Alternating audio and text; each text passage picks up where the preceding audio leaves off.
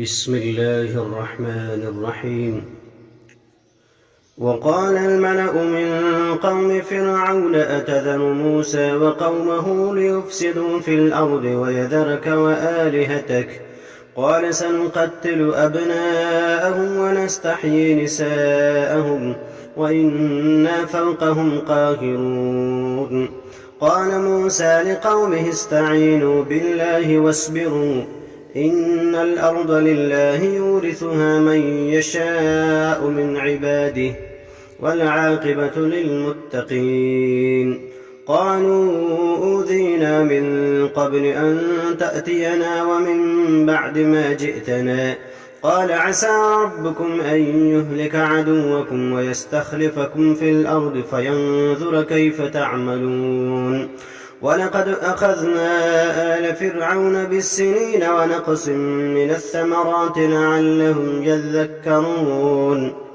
فإذا جاءتهم الحسنة قالوا لنا هذه وإن تصبهم سيئة يطيروا بموسى ومن معه ألا إنما طائرهم عند الله ولكن أكثرهم لا يعلمون. وقالوا مهما تأتنا به من آية لتسحرنا بها فما نحن لك بمؤمنين. فأرسلنا عليهم الطوفان والجراد والقمل والضفادع والدم آيات مفصلات فاستكبروا وكانوا قوما مجرمين.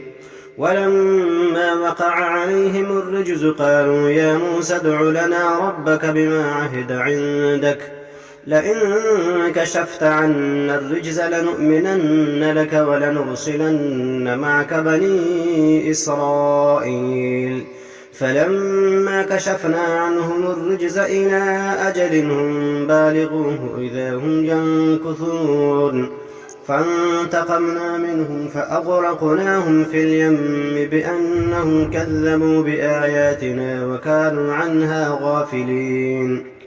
وأورثنا القوم الذين كانوا يستضعفون مشارق الأرض ومغاربها التي باركنا فيها وتمت كلمة ربك الحسنى على بني إسرائيل بما صبروا ودمرنا ما كان يصنع فرعون وقومه وما كانوا يعرشون. وجاوزنا ببني إسرائيل البحر فأتوا على قوم يعكفون على أصنام لهم قالوا يا موسى اجعل لنا إلها كما لهم آلهة قال إنكم قوم تجهلون. إن هؤلاء متبر ما هم فيه وباطل ما كانوا يعملون. قال أغير الله أبغيكم إلها وهو فضلكم على العالمين. وإذ أنجيناكم من آل فرعون يسومونكم سوء العذاب يقتلون أبناءكم ويستحيون نساءكم وفي ذلكم بلاء من ربكم عظيم.